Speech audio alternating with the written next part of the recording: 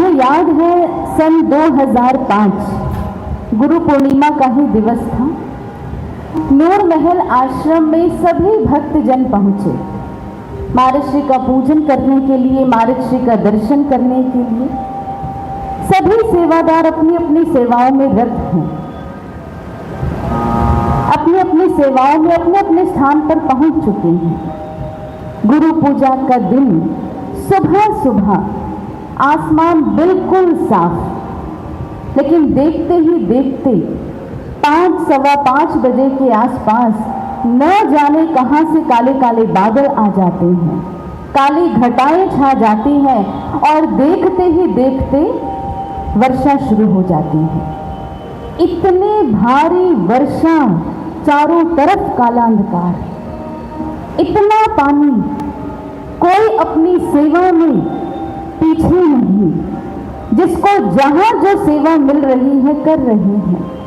पंडाल पूरा भरा हुआ है, भक्तगण बैठे हैं, लेकिन इतनी वर्षा को देखते हुए सबको ये लग रहा है पता नहीं महाराज श्री आज आएंगे या नहीं आएंगे।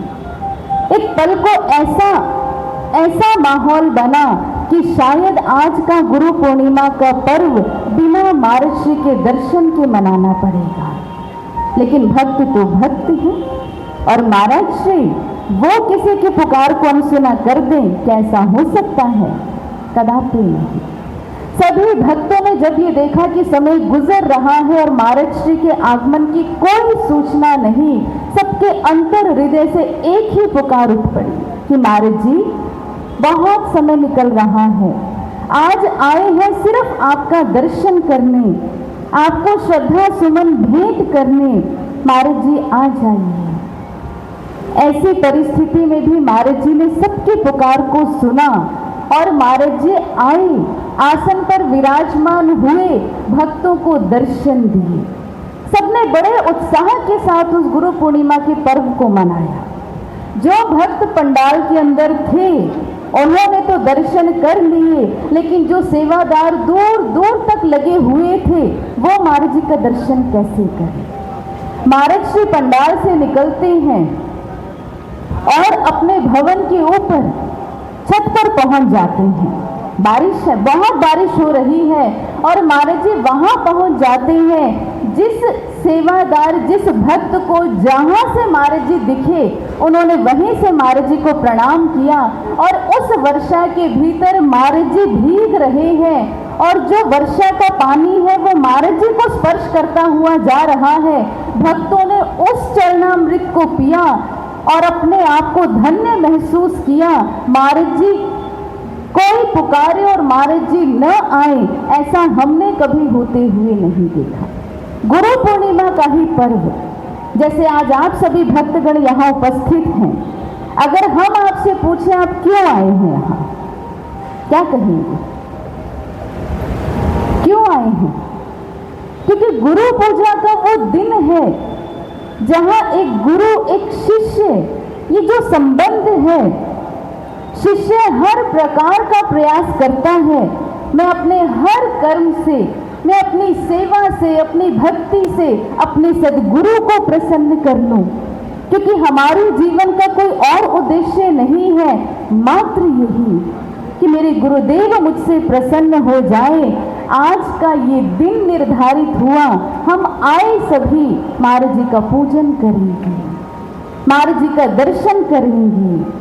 महाराज जी हमारे समक्ष प्रत्यक्ष नहीं, लेकिन अपनी भावनाओं से हम महाराज जी को निहारेंगे, महाराज जी का दर्शन करेंगे। एक माता जी जो किसी कारणवश नूर महल आश्रम नहीं पहुंच पाई गुरु पूर्णिमा के दिन, बहुत से भक्त आए। गुरु पूजा का पर्व, बैठे हैं सभी, महाराज जी से प्रश्न उत्तर कर रहे हैं। वो माता जी अपना एक संदेश महाराज जी के नाम भेजती हैं।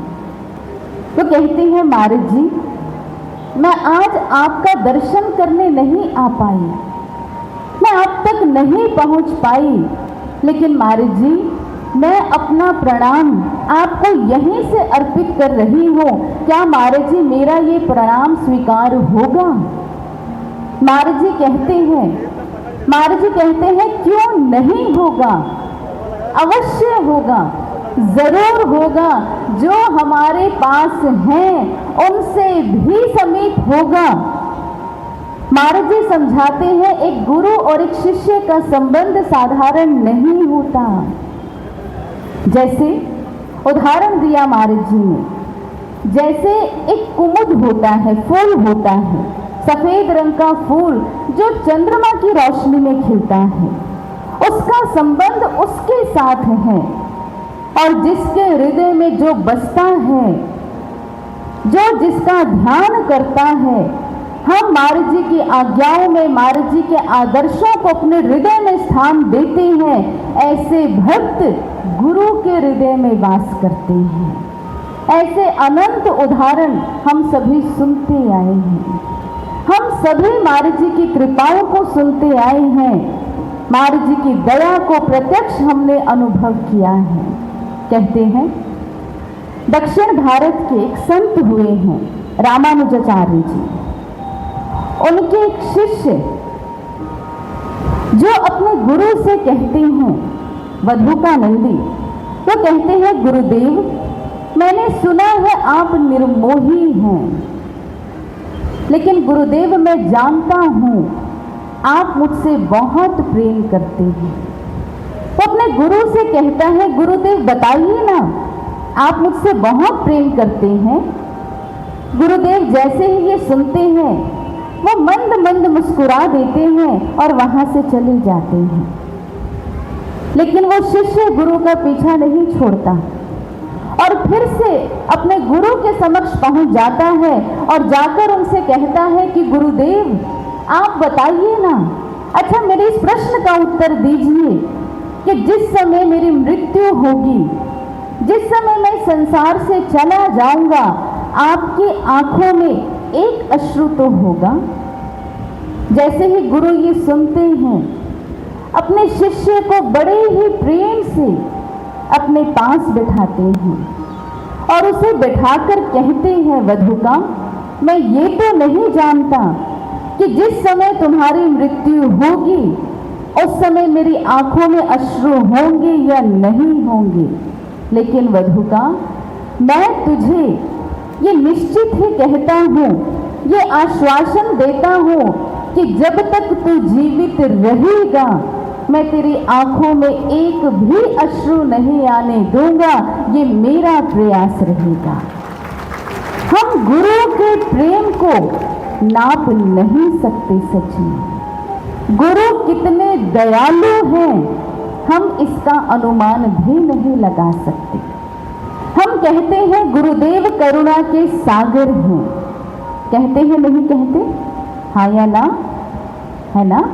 कितनी करुणा है, कितना प्रेम है, लेकिन सागर का तो फिर भी कोई और छोर होता है। सागर की तो फिर भी सीमाएं होती हैं, लेकिन सतगुरु की करुणा, सतगुरु का प्रेम, इसकी कोई सीमा नहीं है।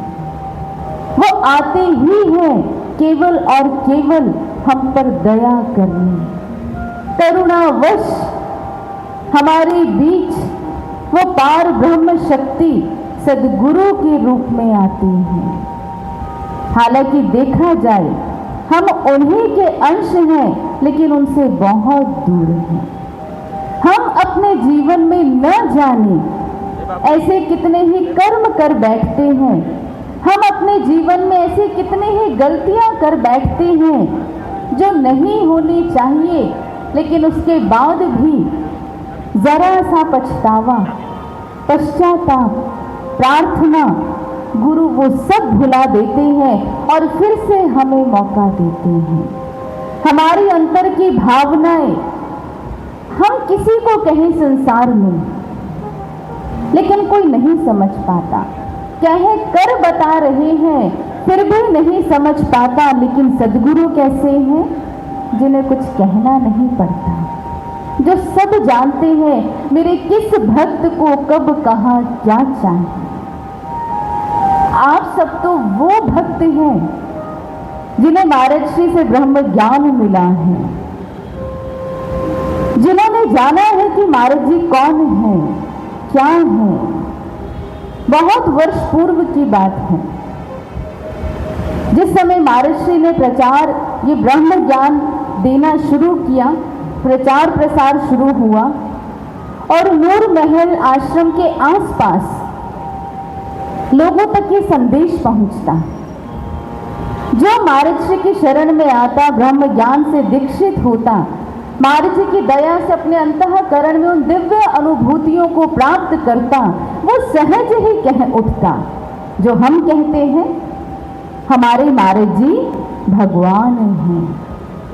जिस समय आसपास के लोग सुनते, उन्हें बड़ी हैरानी होती, ऐसा कैसे हो सकता है।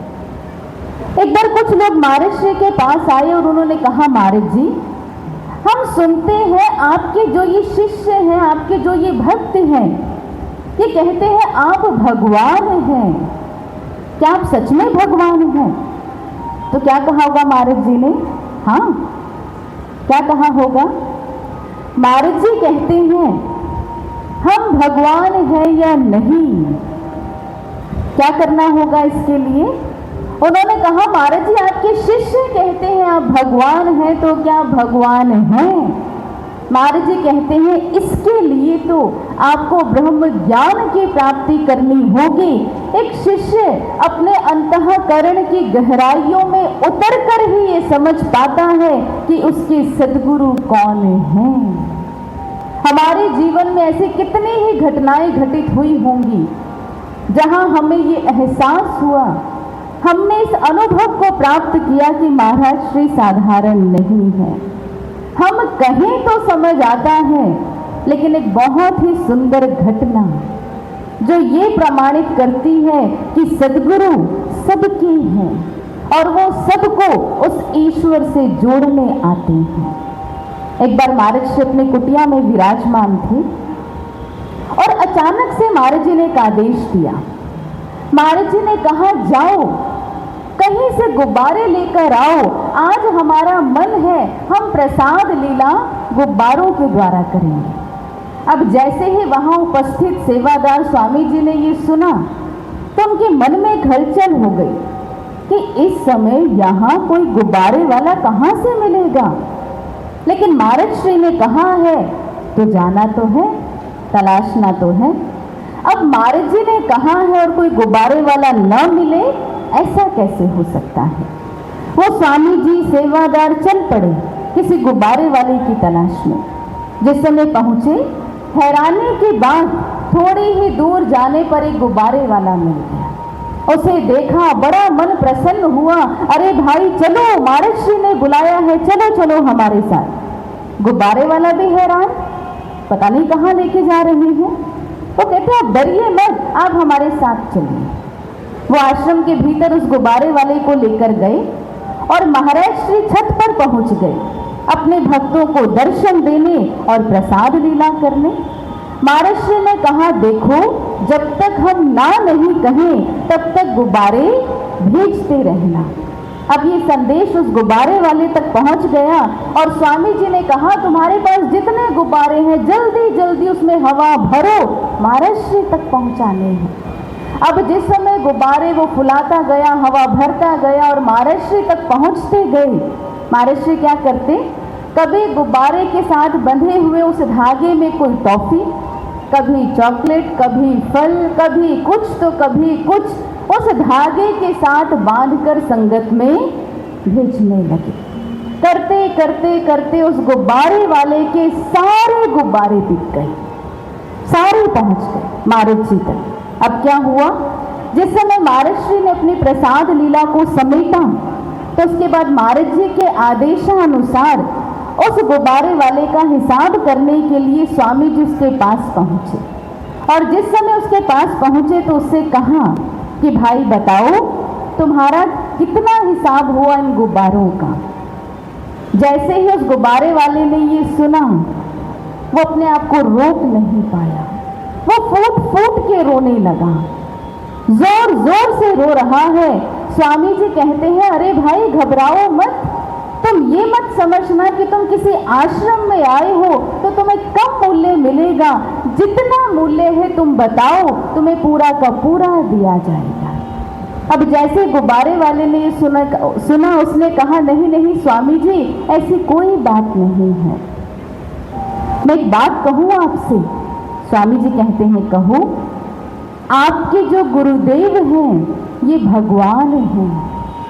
अब जैसे ही स्वामी जी ने सुना, वो कहते हैं कि हाँ हमें तो पता है हमारे महाराज जी भगवान हैं, लेकिन तुम कैसे कह रहे हो, तुम्हें कैसे पता कि ये भगवान हैं?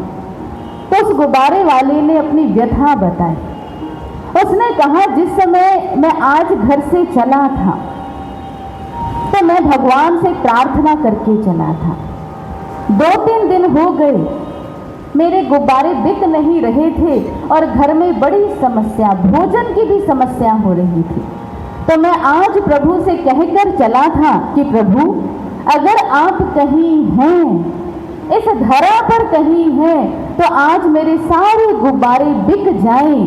अगर ऐसा नहीं हुआ तो आज मैं जीवित अपने घर नहीं पहुंचूंगा। मैं ऐसी प्रार्थना करके चला था और देखो आपके गुरु महाराज जी ने सारे के सारे गुब्बारे ले लिए। मैंने तो प्रार्थना भगवान के समक्ष की थी, लेकिन उसको पूर्ण किसने किया? आपके सद्गुरु भगवान। यही तो है हमारे महाराज जी, यही तो है हमारे गुरुदेव, जिन्हें कहना नहीं पड़ता, जिन्हें कुछ कहने की आवश्यकता नहीं। तुम्हारा प्रभु तुम्हारे मांगने से पहले जानता है तुम्हें क्या चाहिए।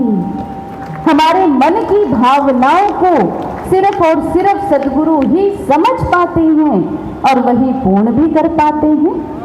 एक बार एक भक्त ने महाराज जी से कहा, महाराज जी मैंने सुना है कि जो शिष्य आपकी आज्ञाओं में चलता है, रोज 2.5 घंटे साधना करता है, आपका दर्शन करता है, गुरु घर नियम से आता है, सेवा करता है, आपकी पूर्ण आज्ञाओं को शिरोधार्य करता है, आप उसे सब कुछ दे देते हैं। तो महाराज जी मैं बहुत दिनों से आपसे कुछ मांग रहा हूं, आप देंगे ना? तो महाराज जी कहते हैं नहीं। वो शिष्य बड़ा हैरान होता है, क्यों महाराज जी, मैं तो सब कुछ कर रहा हूं, फिर आप क्यों नहीं देंगे? तो महाराज जी समझाते हैं, तुम तो वो भी मांग सकते हो जो तुम्हारे लिए उचित नहीं है, और गुरु कभी वो नहीं देता जिसमें शिष्य का अहित हो। गुरु हमेशा वो देता है जिसमें शिष्य का कल्याण निहित होता है। ऐसे है हमारे सद्गुरु। हमारे जीवन में घटनाएं घटे, हम महाराज जी के चरणों में झुक जाते हैं, महाराज जी आपकी दया है। लेकिन ऐसे कितने उदाहरण उस गुब्बारे वाले की तरह जो महाराज जी को जानता तक नहीं, लेकिन महाराज जी तो जानते हैं। महाराज जी को तो सबके मन की व्यथा पता है और महाराज जी सबको उबारने आए हैं। उनके प्रेम में हर कोई उभरता है। संसार का प्रेम डुबा देगा, संसार का प्रेम छोड़ देगा, संसार का प्रेम भटका देगा, लेकिन गुरु का प्रेम वही है जो हमें श्रेष्ठता की ऊंचाइयों तक लेके जाता है। दुखियों का दर्द देखकर सतगुरु निकल पड़े, हमारे कारण ही तो आई, हमने प्रार्थनाएं की तभी तो आई, और नहीं भी की तो भी वो आई। करुणा, दया, जो चाहते सिर्फ इतना है कि मेरा भक्त जन्मों जन्मों के कष्टों से बच जाए। विचार करें, सद्गुरु हम पर इतना लुटाते हैं तो हमें क्या करना चाहिए? हमारा शिष्यत्व क्या कहता है? एक भक्त को कैसा होना चाहिए? जो हम सुन रहे थे, कैसा किरदार हमारा होना चाहिए? जैसा जैसा हम सोच विचार लेकर चलेंगे, वैसा वैसा ही तो हम अपना निर्माण कर लेंगे। इतिहास में जहां हमने गुरु की इतनी महिमा को सुना है, क्या हमने वहीं पर शिष्य कैसा होना चाहिए ऐसे उदाहरणों को नहीं सुना? सुना है। और ये इतिहास बनता ही इसलिए है ताकि आने वाला समय, आने वाला समाज, मानव, भक्त ये समझ पाए कि मुझे अपने जीवन में कैसे बनना है और क्या करना है। कहते हैं स्वामी विवेकानंद जी, हम सभी जानते हैं उन्होंने अपने जीवन में बहुत संघर्ष किया। घटना आती है, वर्णन आता है। एक बार कहते हैं पत्रकार स्वामी रामकृष्ण परमहंस जी से मिलने के लिए उनके आश्रम आता है। जिस समय वो वहां पहुंचता है तो बहुत सारे शिष्य होते हैं और रामकृष्ण परमहंस जी के पास नरेंद्र बैठा है। वो आता है, विचार विमर्श करता है, चला जाता है। कुछ समय के बाद वो पुनः आता है और रामकृष्ण परमहंस जी के पास जिस समय पहुंचता है तो नरेंद्र आज भी वहीं बैठा हुआ है। और ये घटना बहुत बार घटती है। एक बार क्या होता है, उस पत्रकार से रहा नहीं जाता और वो रामकृष्ण परमहंस जी से, ठाकुर से कहता है कि ठाकुर, मैं जब भी आपके पास आता हूँ यहाँ नरेंद्र बैठा होता है। नरेंद्र ही क्यों, कोई और शिष्य क्यों नहीं? और ये भावना बाकी शिष्यों के भीतर भी आ रही है कि ठाकुर हमेशा नरेंद्र को ही अपने पास बिठाकर रखते हैं, नरेंद्र से ही सबसे ज्यादा प्रेम करते हैं, नरेंद्र से ही सबसे ज्यादा स्नेह करते हैं, सबसे ज्यादा ध्यान किसी का रखते हैं तो वो नरेंद्र है। ठाकुर जिस समय ये सुनते हैं, ठाकुर मुस्कुराते हुए कहते हैं क्योंकि नरेंद्र मेरा वो शिष्य है जो एक बार, मेरा वो दीपक है जो एक बार रोशन हो गया वो पूरी दुनिया को रोशन कर देगा। और ये अपने गुरु जो रामकृष्ण परमहंस जी ने नरेंद्र के लिए विचार रखा था, आने वाले समय में नरेंद्र ने उसे प्रमाणित करके दिखाया और अपने गुरुदेव का ब्रह्म ज्ञान कहां कहां तक पहुंचाया। विदेशों में हमने इसकी गूंज को श्रवण किया।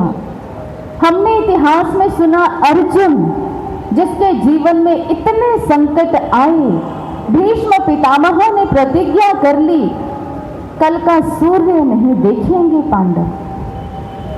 भगवान श्री कृष्ण पहुंचे अर्जुन के कक्ष में, लेकिन अर्जुन आराम से सो रहा है, उसे कोई चिंता नहीं, उसे कोई भय नहीं।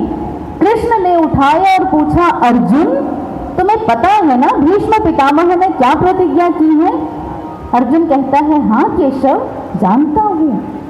भगवान कृष्ण कहते हैं, अर्जुन जानते हो, उसके बाद भी इतने आराम से तुम सो रहे हो, विश्राम कर रहे हो, तुम्हें चिंता नहीं, डर नहीं, भय नहीं कि कल सुबह क्या होगा?